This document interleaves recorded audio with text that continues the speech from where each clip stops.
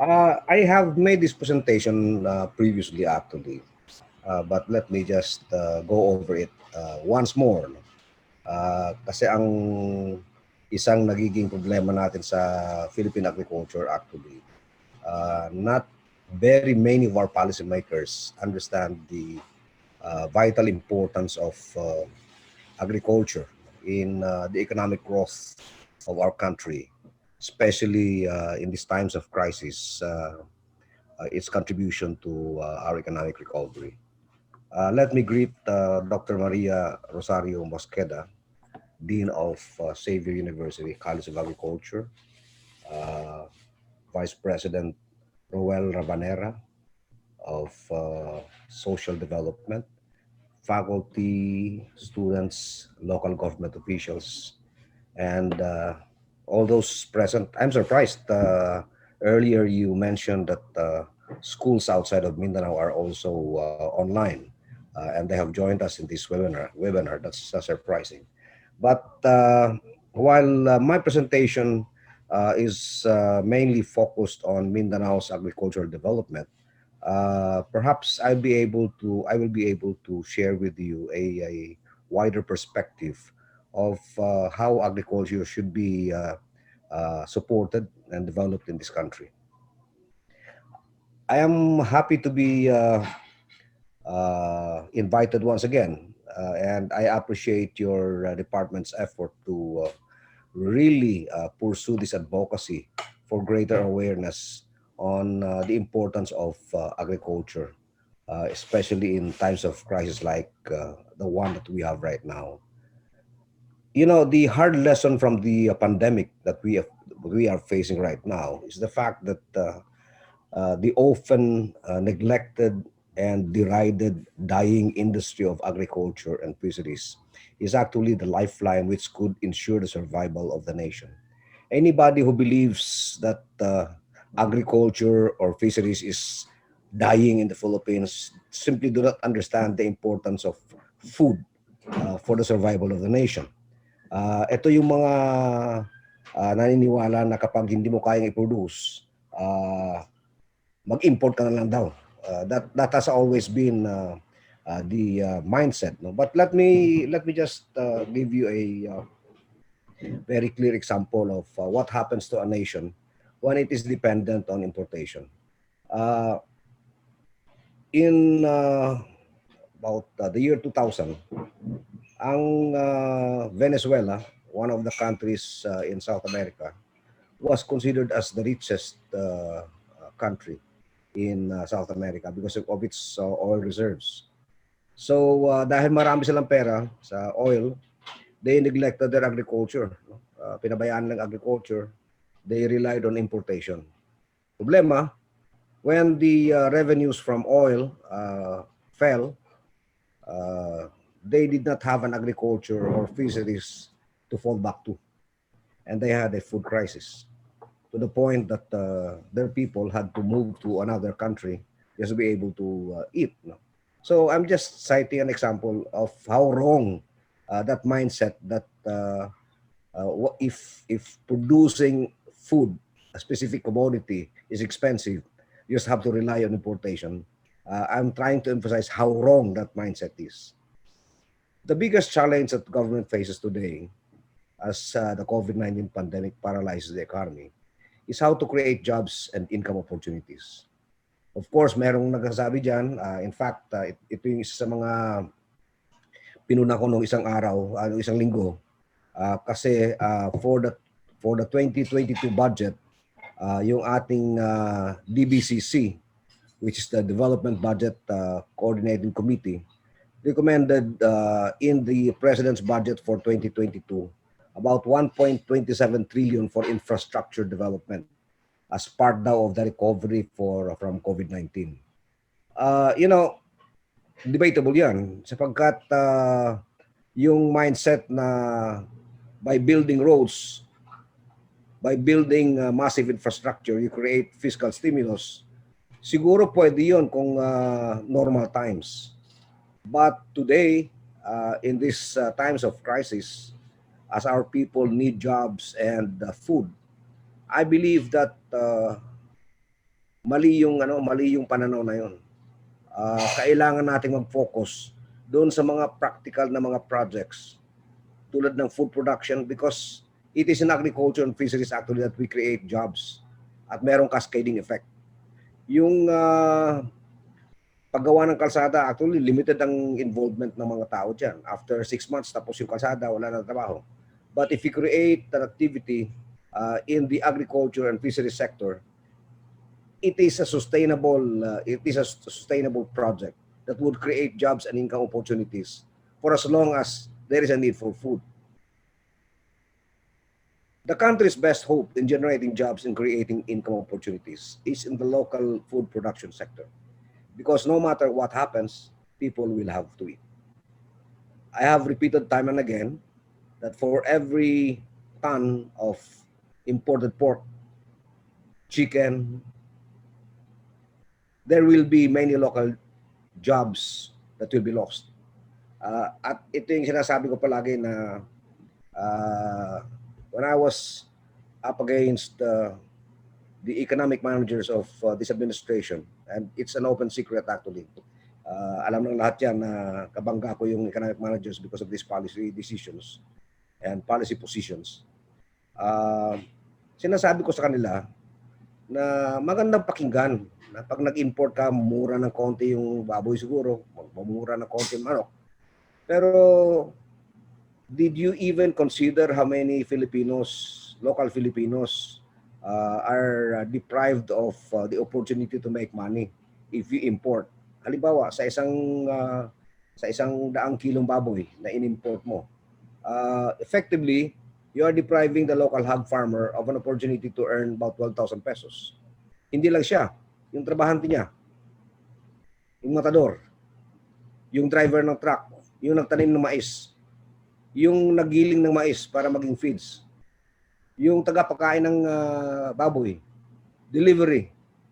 All of these people actually are involved in the long production chain na kapag nag-rely ka on importation, will be deprived of the opportunity of earning something and making money. So, ang food actually is a matter of national security. With the ill effects of climate change, the chance of food crop failures in many parts of the world will be more recurring, and this is even more debilitating to a nation that depends on imports. Relying on imports without a strong and resilient local food production is very dangerous. I have repeated time and again that for every ton of imported pork, chicken, there will be many local job opportunities lost. Those who will be affected would include corn farmers, raw material producers, drivers, butchers, and processors, truck drivers, and many others involved in the production chain. Totoo, siguro nakasave ka ng 10 pesos, 20 pesos. Pero ilang Pilipino ang nawalan ng trabaho dahil ibinigay mo sa foreign farmer yung opportunity to produce the food requirements of the country. The Mindanao Development Authority now is working with the different agencies. Yun yung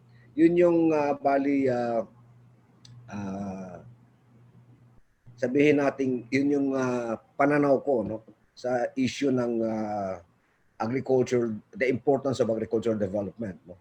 That's why when I moved over to Minda from the Department of Agriculture, I really focused on at least three very important objectives. No? Number one, increase food production of Mindanao. Number two, address poverty. Number three, work on the gains of peace. And of course, number four, rev up economic recovery of Mindanao. So Minda right now is working with the different agencies of government and the local government units to boost production in agriculture and fisheries sector and ensure that the impediments to the region's economic recovery are addressed and resolved. So we have rural economic development, we have support to agri-fisheries, and we have economic recovery. We have identified areas where we focus the development efforts. And we call this the Integrated Area Development Strategy to boost the domestic economy. Like say, for example, in Tasula, it's actually an aggregation of 4 towns, now 5. No? In Pasugong, Malaybalay, Talakag, Sumilaw, and Lantapan, we have focused on these towns as the vegetable production area of Mindanao. And we are successful so far in linking farmers to the market and in providing them support so that they'll be able to improve their production. The other integrated area development sites are Lanao del Norte, Zamboanga del Sur, Taraca, Lanao del Sur, Davao del Norte, Davao Oriental, and Basuta. We have also initiated the Mindanao Integrated Agriculture Development Program, or MIADP, and we are actually implementing this in different areas of the region. This includes the Mindanao Hog Industry Development Program, where in partnership with the private sector and our banking partner, DBP, we are assisting investors in setting up hog breeding facilities in areas where there are considerable volume of production of corn. We are also moving into the production of halal cattle. And we are working with the BARM on this program. We have engaged the Australian government for the launching of this program. Unfortunately, we could not bring in cattle yet from Australia because of the current restrictions. But hopefully, when everything has normalized, this will be one of the programs that will be given focus by our agency and our partners. The target of this program is to produce the Bangsamoro halal beef. And this picture shows Mafar Minister Muhammad Yaqub with Australian Ambassador Robinson when we signed that agreement for a partnership to produce the Bangsamoro halal beef. Another program is the Mindanao Poultry Industry Development Program, which aims to boost chicken production, both broiler and free range, in the different areas of Mindanao to ensure sufficient supply for the region. This is also a short gestation food production program, which will provide income earning opportunities for the farmers. The Mindanao Fisheries and Aquaculture Development Program is another initiative that MINDA is implementing. It's an innovation. We are actually identifying 26 or 22 fishing grounds all over Mindanao where our fishermen catch a considerable volume of fish, but which they could not bring to the market properly because of the lack of post-harvest facilities like ice makers, blast freezers, cold storage, and even refrigerated containers. So right now we have identified 22, and we have proposed this for inclusion in the European Union funded MINPAD Rice program. And hopefully this will be implemented before the end of the year or early next year. We have other supporting initiatives. The Greening Mindanao program, which is actually a how would you call it? A tweaking of the planting of high-value fruit trees. We are encouraging people in the highlands to plant fruit trees so that we will be hitting two birds with one stone. We will be improving their productivity, and at the same time, we will be encouraging them to plant trees, which they, of course, will not cut because it produces fruits for them.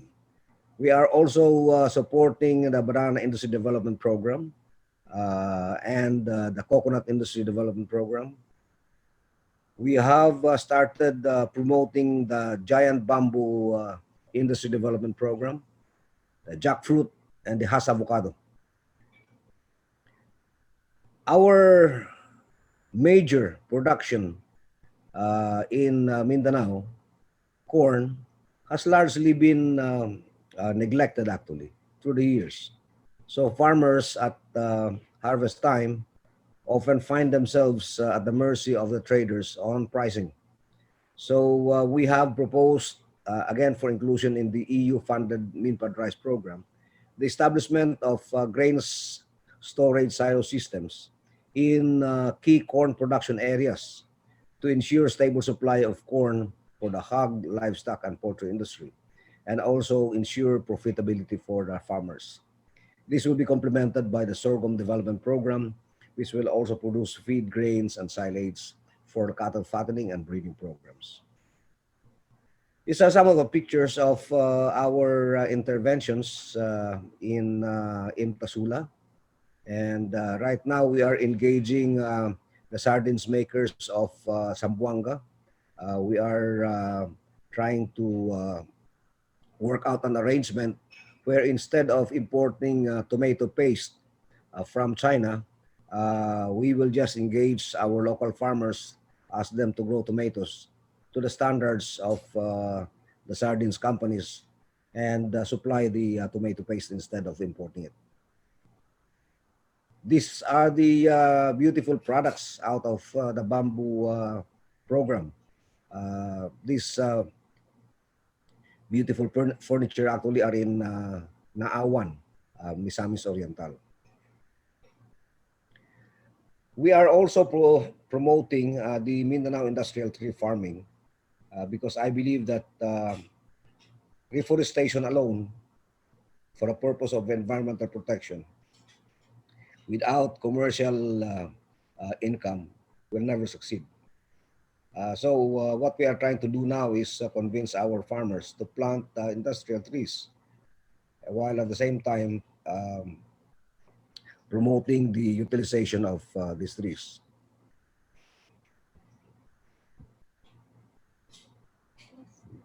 Our shared advocacies and innovations in agriculture and environmental protection would someday make life better for all Mindanaoans.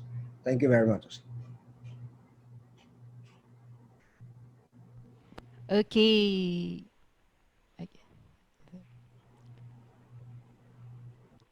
Okay, thank you so much po, Secretary, for that very wonderful presentation. Ang dami naming nalaman tungkol sa mga works ng Minda. And thank you din po for really doing your work no, in developing and helping the agriculture sector, especially here in Mindanao. So, sir, we'll go to our open forum na po. Okay lang po ba?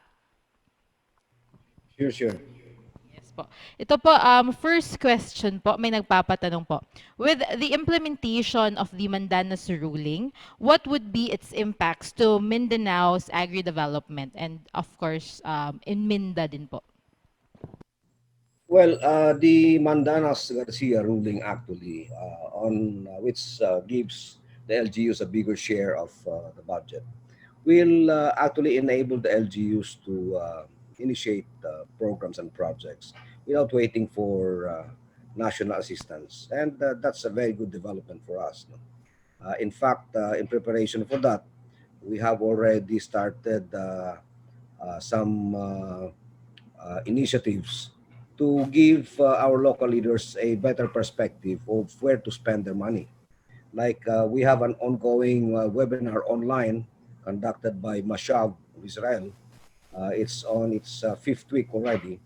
And the webinar actually focuses on Mindanao Water Management and Conservation Program, where we are challenging the LGUs to implement water management and conservation programs for agriculture. So kailangan nating mag-guide yung mga LGUs eh. Because kung hindi natin ga-guide, baka sa gymnasium naman mapupunta. Gymnasium, waiting shed, tsinelas, payong at saka at saka sombrero.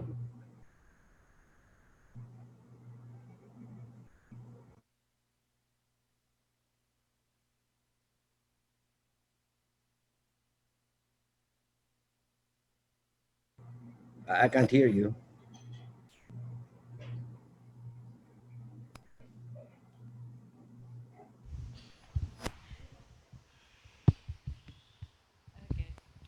Sorry po, nalobat po yung mic namin, sorry. Okay, how about this po? Naririnig na po ba? Yeah, yeah. Okay. Yes, that's good. Okay, ito po. With the upcoming election in 2022, what are Minda's strategies to ensure that the current programs will continue? 2022, hindi 2032. With the upcoming elections daw po in 2022. Ah, Actually yung Minda naman, constant naman yung programa ng Minda eh. A well-defined yung mandate ng Minda. Although it's a small agency, uh, it's uh, it's a coordinating, linking, and facilitating agency. So wala masyadong pagbabago. But there's really a need for enabling legislations to really facilitate the development of the rural areas, especially agriculture and fisheries. Okay, that's a relief po na wala talagang masyadong magbabago kasi Minda is really great help talaga no, sa ating agri-sector. Ito naman po, sunod na question from Rona Tan Relevo. Sabi po niya, do you also support cassava farming here in Northern Mindanao? Is this a very good farming option here in Northern Mindanao? Yes, actually, we are supporting anything that provides income opportunities for our people. And cassava farming is one of them. In fact, tinutulungan namin yung matling ng Malabang. No? Uh, Nahihirapan yung mga farmers doon na kapag binayaran sila ng kanilang kasaba, eh, pupunta pa sila ng pagadian para magpa-encash ang cheque nila. So nagpalagay tayo ng ATM doon mismo sa kumpanya, and that actually that ATM was facilitated by DBP. So ngayon malaking tulong sa mga kasaba farmers. Okay, thank you po, no, and that's a good thing na kahit ano pala talaga as long as crops that are really ano makaka-income yung mga farmers natin ay sinusuportahan din ng Minda. Ito naman po from Junel A. Abedes. Sabi po niya, parang ang focus ng project ay sa Mindanao lang po. Sana makarating sa dulo ng Pilipinas sa Santa Ana, Cagayan Valley. Sana po yung comment niyo dito. Actually, inabot ko yan noong DA secretary ako, the solar powered irrigation system, the idea of establishing the solar powered irrigation system was hatched when I went to Apari, Cagayan. Kasi nakita kong malawak yung ilog pero malalim yung pangpang. Hindi makaakyat yung tubig. So doon ko na isip yung solar powered irrigation system. No? So inabot ko yan. Pasensya na pero nasa Mindanao na lang ako ngayon. Oo nga po. So, yun, siguro naman, siguro na lang po, meron din magkaka-idea, no, na parang i-replicate din yung mga efforts ng Minda siguro sa ibang mga lugar din, if ever po. So, ito naman po from Paterno Gonzalez. Sabi po niya, can the government possibly include processing centers for agri-products, transforming fresh produce into powder form using dehydrating machine so that the highly perishable products can be preserved, like in the case of squash, carrots, and other vegetables, wherein there is an oversupply in one season, causing price to drop considerably, and less supply in one season, causing the price to go up. This problem is causing challenges or problems to the farmers and the end users. That's a very good point. In fact, yan ang isa sa mga failures ng agriculture natin. Hindi complete yung value chain. Ibig sabihin, si farmer has always been relegated to the status of just a raw material producer. Kaya pagdating sa bentahan ng kanyang produkto, kontrolado siya ng trader. The ideal setup actually is for the farmer to plant, harvest, process, market. That is what we call the complete value chain. No? Sa atin sa Pilipinas, hindi pa natin naabot yan. No? Putol yung ating value chain sa Pilipinas. Si farmer, yung palay, basa pa, tumutulo pa, dala na sa insect, binibenta niya kasi wala siyang dryer. And that has been one of my advocacies actually, completing the value chain. And I'm glad that you're aware of that need. Yes, thank you po. Thank you for that explanation po, sir.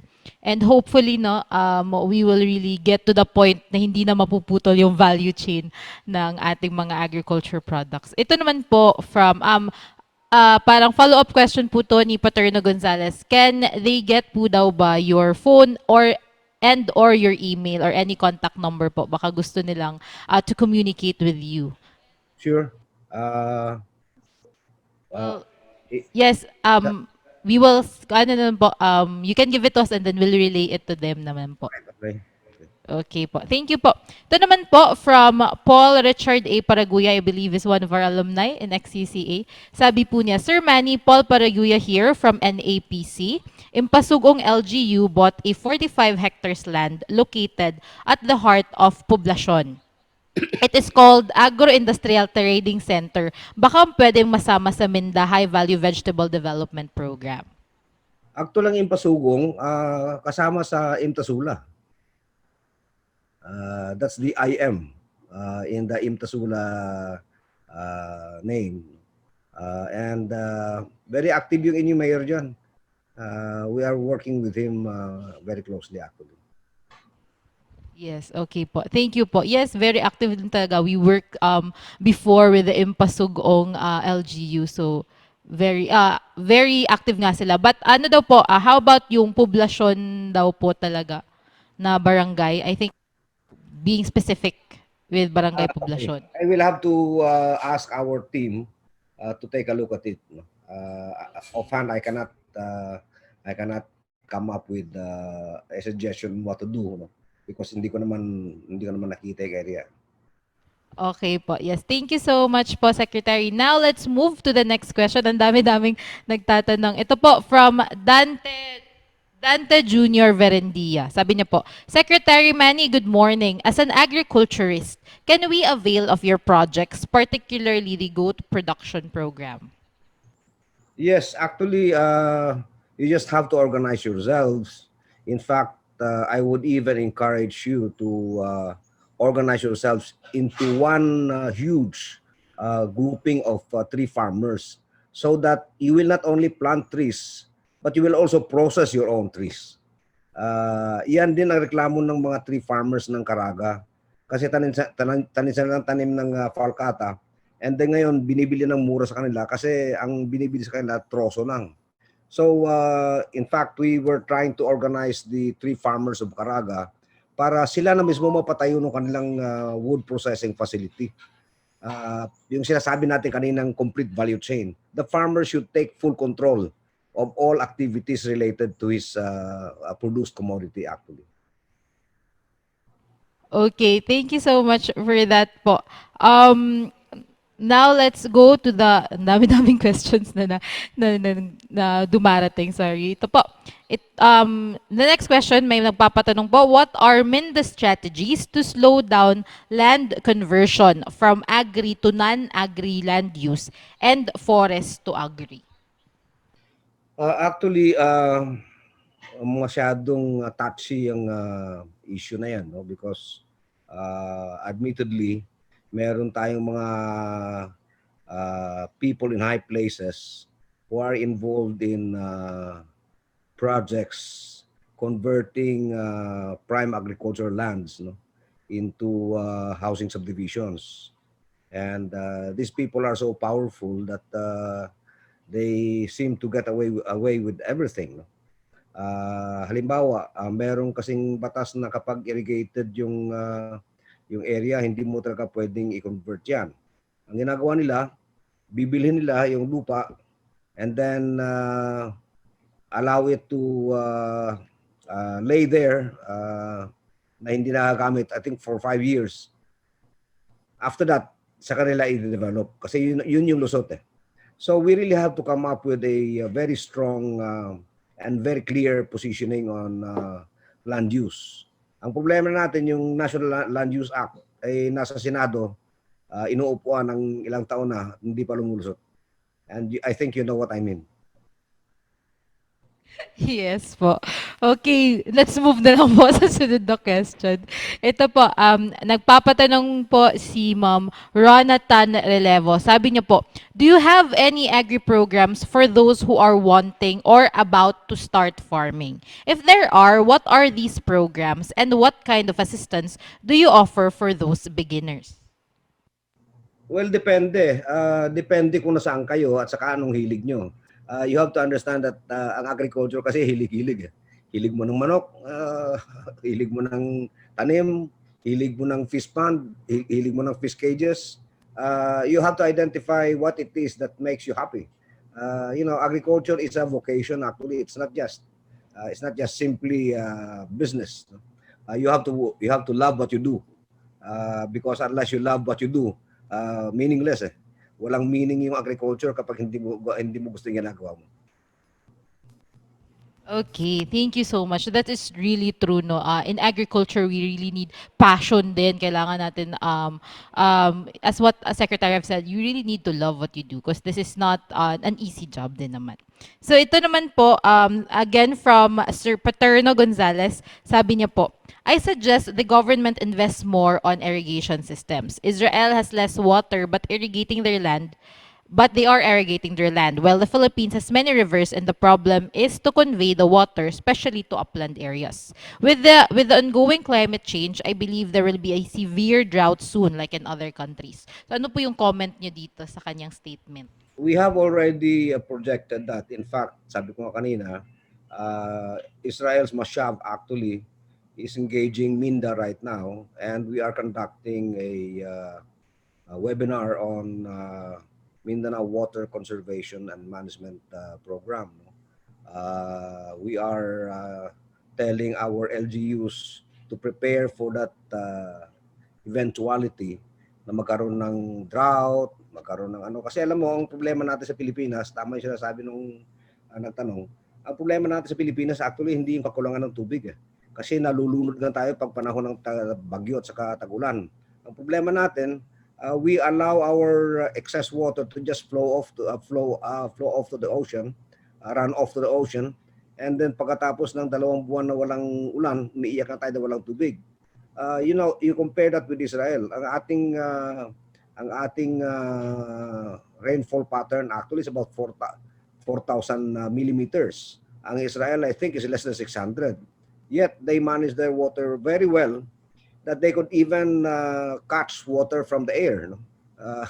Pwede silang kumuha ng tubig saan na maiinom from the atmosphere. No?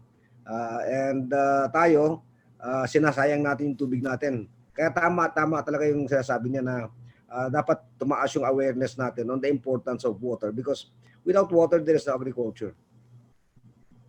Yes, that is very true po. Salamat for that po. Sir, now let's move to the next question. Ito naman po, may nagpapatanong, kumusta naman po yung peace situation ng Mindanao and does it affect any of your projects po? Well, actually, if there's anybody who could tell you kung anong progress ng peace sa Mindanao, ako yun. No? Sapagkat when I was governor of Cotabato, ako yung pinaka-controversial na I was identified as the kalaban of the MILF. No? Ako yung ako yung kanilang number one target. No? And I was the oppositor actually doon sa MOA AD sa Supreme Court. No? Pero right now, after the signing of the peace agreement with the MILF, things are better now.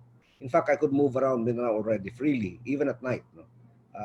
Nakakagalaw na ako. That the mere fact na ako mismong dating target nila ay nakakagalaw ng libre is a proof that peace and order is better in Mindanao now. Okay, that's good to hear naman po.